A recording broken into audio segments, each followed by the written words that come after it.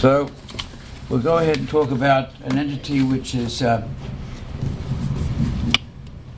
doesn't require a connection with you, but as we're learning, can be part of the syndrome.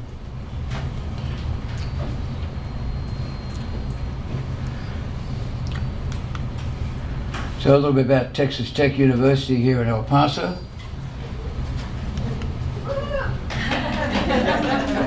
Anyone remember Marty Robbins? Down in the West Texas town of El Paso. I fell in love with a Mexican queen. All right, well, we can go to Rosa's Cantina and see if the beautiful Felina is still dancing. She may not be. But, and then we have, of course, our president's fixated on all that stuff. We won't go into that. But that's Juarez right across the border. So gastroparesis, delayed gastric emptying, absence of any mechanical problem. It's called functional because we assume it's nerve, muscle, electrical activity. The cardinal symptoms we've talked about. Meal-driven. Timing is key. It's 2 to 3 hours after a meal that you may vomit. And it's quite, if you like, more common than you thought it was, particularly as you'll see in diabetics. So how do I diagnose it? Endoscopy was negative, CT scans are negative, barium studies are negative. I'm a mystery. Well, let's do a gastric emptying study and look at physiology, because none of that studies physiology. What happens when your stomach is called into action, as it is now after your lunch. It's working very hard. And it's triturating and pulverizing your food into 2 or 3, 4, 5 millimeter particles that go through the pylorus and empty. And you empty about 90% at the end of 4 hours. So we have criteria based on hundreds of normal subjects. There's 1, 2, 3, 4 hour criteria, but we've learned only 4 makes the difference. Gastric emptying is a journey, you've got to finish it. And so less than 10% of 4 hours is a critical amount, and you have to eat a standardized meal, not any meal. This was all built around a standardized meal, so every nuclear medicine department in the country should be using it. How many are using it? Not more than 50%. That's why tests are endlessly repeated. Drives people crazy. But you can't qualify unless you had the right meal and you did the right study. Otherwise, it's not real. And the meal is 2 egg beater eggs, slice of bread, some toast, and 250 calories, 2% fat. And here you are emptying now your lunch, and over time you'll be less than 60% at 2 hours, and hopefully less than 10% at 4 hours. And if you've got dumping syndrome, we just talked about, rapid, you will have emptied so fast that at 1 hour you'll have less than 35% in your stomach. Less than 35. This person's got 70. And at 2 hours, less than 20. Normally you have up to 50% at 2 hours. So we have criteria and we see, do you meet it? We compare you to the normal data. And what's interesting now is it's like electrocardiography of the heart. We're going to get much more sophisticated. You sit around in our nuclear medicine lab for 4 hours reading a book, making phone calls, and we take 4 pictures. We've wasted really 4 hours. Because during that 4 hours, your stomach is in a gymnastics mode. It's pulverizing, squeezing, and pushing that food down, trying to get it past the pylorus into your duodenum. You're contracting 3 times a minute. That's the major electrical signal, the major mechanical signal, 3 times a minute. That's a fast Fourier transform analysis. And this is a bite. This is one of these bites. How tight do I squeeze? How occlusive is my contraction? Here it's got to be more than 30%. And we're now putting cameras at the end here doing continuous monitoring to pick all that up.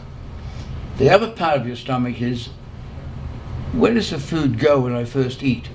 So when you first eat, the first 15 or 20 minutes when you've eaten your first course, it's sitting here in the top of the stomach, called the fundus.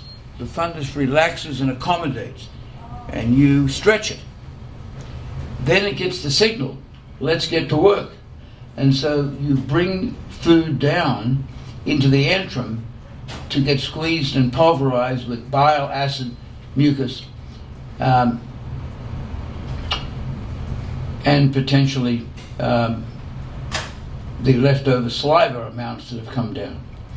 Now, if you empty it too rapidly, it goes into the antrum in the first 15 or 20 minutes, and you feel full and bloated and satiated and stop eating.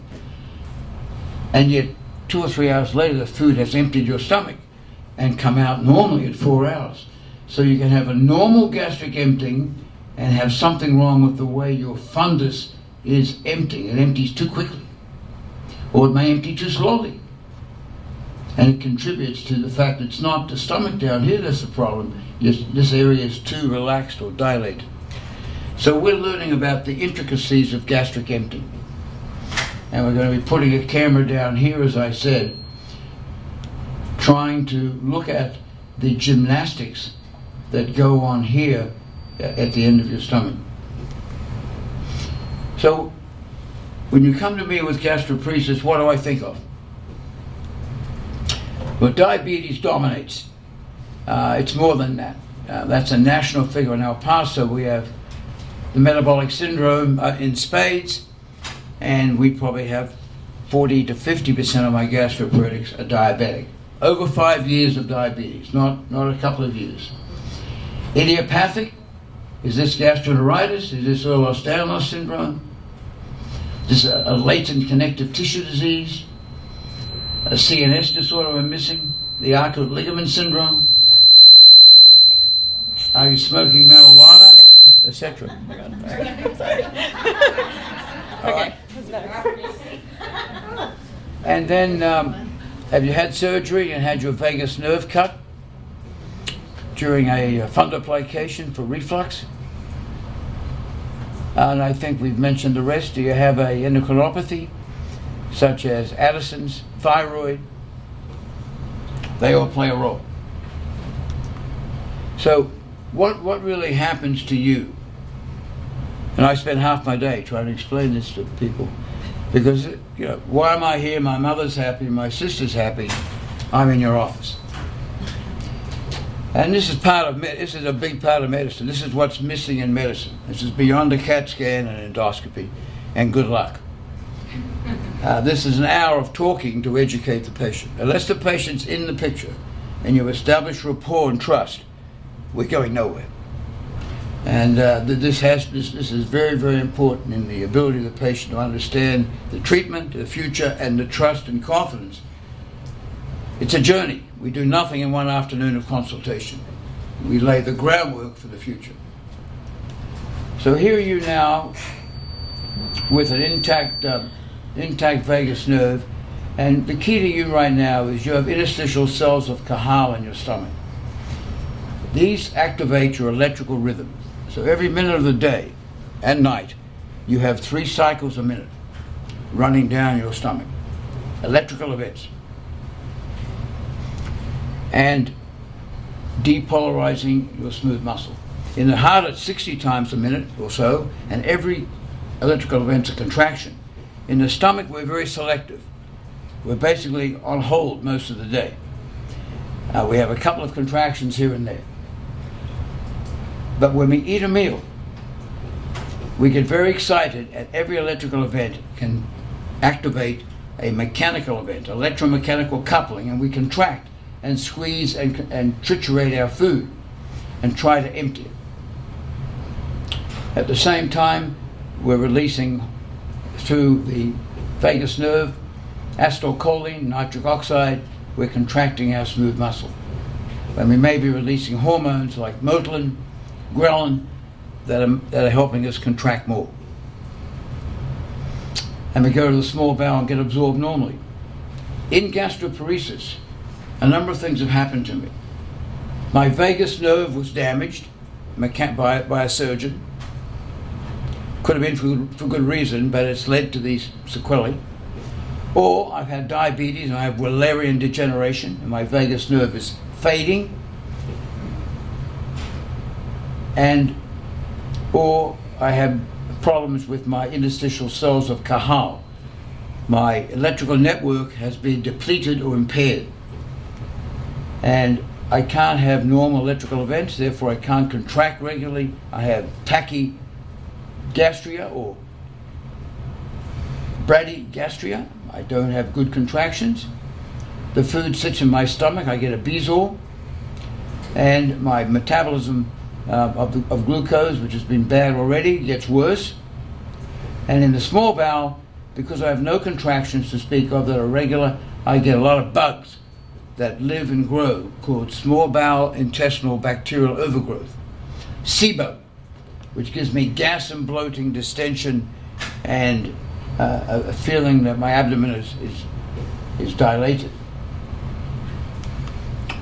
So here's our lineup that you have today. Here's your equipment, and something went wrong with your equipment. This is the third nervous system, the enteric nervous system, central, autonomic, and there's more than 10 to the 6 neurons here in the enteric nervous system. They're packaged in 2 packages. One is Meissner's plexus under your mucosa that helps with vascular blood flow and absorption, secretion. The other one is in your muscle, which is involved with controlling the functions I've talked about. So we have the myenteric plexus coming in here, and we have the enteric nervous system, myenteric plexus. Then we have the ICC, the interstitial cells of Cajal, which help determine the contractions of your muscle. Unless your nerves are working, but you won't release acetylcholine to allow your muscle to contract. So we're all working together. I can stain your muscle here and prove you've lost your interstitial cells of Cajal. And so you're a candidate to get gastroparesis. Right now, we have not got a way to determine for sure the nitric oxide and acetylcholine content of your muscle. So if your electrical activity is impaired, it's impaired because you've lost your cells of Cajal. We measure the electrogastrogram, these electrodes on your tummy, and we measure the electrical wave, which is normal. That's a normal signal in your tummy 3 times a minute when you've got normal interstitial cells of Cajal. So you're living in symbiosis right now. You've got macrophages called M2 macrophages, which are protecting inflammation. And they maintain your interstitial cells of Cajal, they maintain your enteric neurons, and you've got normal gastric emptying. As diabetes evolves, as a gastroenteritis infection occurred, inflammation developed, you upset that symbiosis. You've lost M2, you go to M1. You can't protect the ICC, and you can't protect nitric oxide, and you develop gastroparesis. We can biopsy the muscle of your stomach endoscopically now and try to prove, are you a candidate? Are you losing those cells? Or do your nerves look like they're not working well? How do we treat it? Well, we could be here a long time going all through this list. I'm going to give you the highlights of how we treat patients who come to us with gastroparesis. We start with the ABCs: diet, low fat, low fiber, maybe more liquid calories, smaller meals, antiemetics, motility drugs called prokinetics. Glucose control is paramount if you're a diabetic. Pain control comes into play. We'll talk a bit about how we make the stomach empty quicker. So these are the anti-nausea drugs that some of you may be on. These are the ABCs and beyond. So Phenergan, Compazine, Zofran on Dansitron came out of chemotherapy world. Scopolamine patches, we use that for motion sickness and seasickness, but we use it every day now to block nausea chronically. It's anticholinergic mainly. Marinol is a marijuana derivative, which is very effective as well, given orally. Amend is a prepotent, a substance P, antagonist, which can be a very effective antiemetic as well, a new drug which is used in chemotherapy. And these are the prokinetics: metoclopramide or Reglan, domperidone or Motilium. They block dopamine, and erythromycin stimulates motilin. And then we may use some brain-gut modifiers, the tricyclics, amitriptyline, nortriptyline, and one of the SSRIs, Remeron or mirtazapine. This is just to show that a prepotent that came out of a nausea and vomiting world of chemotherapy. We did a big study with the NIH recently and proved that we did improve quality of life, we did improve nausea and their symptoms. It wasn't a slam dunk, but it was better than placebo in a 4-week double-blind trial at 126 patients with gastroparesis. The pipeline is great. Metoclopramide was approved in 1984. It's still the only approved drug in this country. 35 years of a desert, pharmacologic desert. There's now life. And in the next 2 or 3, 5 years, we could approve 5 drugs. We've got a new neurokinase 1 substance P inhibitor called Tradipet. That's evolving into phase 3. We've got a ghrelin agonist to stimulate your motility, which is in phase 3. We've got a 5-HT4 serotonin agonist in phase 3. Prucalopride has just been approved by the FDA. It'll be released in May by Takeda for constipation, particularly. And we've got a new domperidone that doesn't affect the QT interval. That was the limiting factor. By Takeda, and trials are in place. And we just reintroduced Zolnorm, which is a 5-HT4 agonist for irritable bowel syndrome in women under the age of 65. So it's a very rich pipeline for GI motility. We do use these modifiers as well, particularly tricyclics. Sometimes we don't use much SSRIs in this area. Now and again we use Cymbalta if we're desperate for pain, along with gabapentin, Lyrica,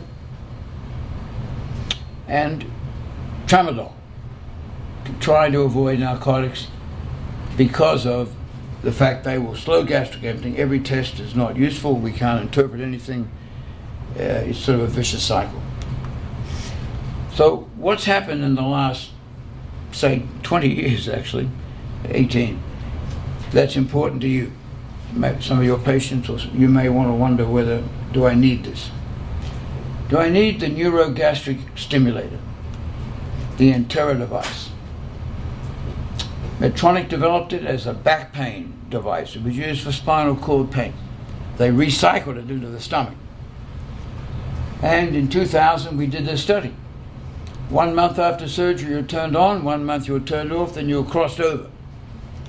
And in yellow were everyone that's ever been on who were diabetic, who were idiopathic, and red was diabetic. And obviously the red people did well. Idiopathics were not very impressive, but after a year, everyone looked pretty good. Stimulator's got 2 wires going to the stomach, and this is in a pocket under your skin, and we interrogate you and turn up the juice and give you more stimulation. However, after 10 or 12 years, I put in 200 of these. We became very frustrated because we learned, to our embarrassment really, that we weren't doing much. It's a centrally acting antiemetic. That's its most redeeming and consistent theme. Do a PET scan, your thalamus and your vagal nuclei light up here. And that's its most redeeming theme. It vibrates the stomach, afferent impulses go to the brain, and you turn off nausea in the dorsal nuclear vagal tracts.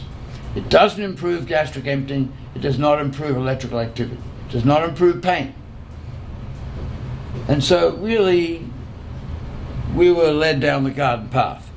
It was supposed to, resurrect everything. It didn't. But it did improve nausea, which was a very nice thing for the patient, but it didn't do the major goal, which would make your stomach empty and open up the gate again. So we turned to the Pylorus, and this is the hot ticket in gastric motility today. The Pylorus is maybe the sort of the cause of all evil right now. You look at it endoscopically, it looks like a little circle, it looks pretty friendly, but does it open? Is it compliant? It's got these phasic contractions, which get bigger if you eat fat. A fatty meal will slow your stomach. But we've learned now that although your vagus nerve may not be working, and when your vagus nerve doesn't work, your sphincter doesn't open. Despite having these bad interstitial cells of Cajal, you can't grind your food up, you're still going to get it through the Pylorus. And so we came to the conclusion that we had to get a lot more aggressive, and we started doing pyloroplasties, cutting your muscle at surgery. And we found, lo and behold, the Pylorus had very, very few interstitial cells of Cajal, these electrical cells, very depleted compared to controls, and a lot of fibrosis, a lot of tightening of the muscles, a trichrome state compared to normal. So then we went about trying to damage your Pylorus. Some people did Botox injections. That was a big vogue for a while. Useless. Don't need to do it. When we measured this pressure here in the muscle, it was high. So we did a pyloroplasty, cut the muscle, and your gastric emptying and symptoms got better. So what do we do today? We do both. You get an electrical stimulator, and at the same time we do a pyloroplasty. And we found that you'll be 75% better, and your gastric emptying will become normal. So this is sort of almost a cure now for advanced gastroparesis. In the early phases, we're doing mainly drug-oriented treatment. The future is endoscopically. Don't operate. Put the endoscope in, put an incision in the mucosa of your stomach, bury through into a tunnel, and burn your muscle, and do an endoscopic pyloromyotomy. We used to put valves in, but the valves or stents get displaced. The question is, which we're trying to answer today, is a double-blind study. Does a gastric stimulator plus pyloroplasty, is it as good as pyloroplasty alone? So we're convincing people to give 3 months of their lives to us, have surgery, get both done, but don't turn the stimulator on for 3 months, and find out what makes the difference. Do you need the stimulator, or is a pyloroplasty, simply cutting your muscle, opening the gate, letting the food out, is that enough? So I think that's the bottom line. I've talked about gastric emptying, how your muscle works, the molecular basis, and if we could prevent gastroparesis by propping up this M2 macrophage and stopping the change to M1, that is the future. Preventive, prophylactic medication to stop the change that will lead you to gastroparesis.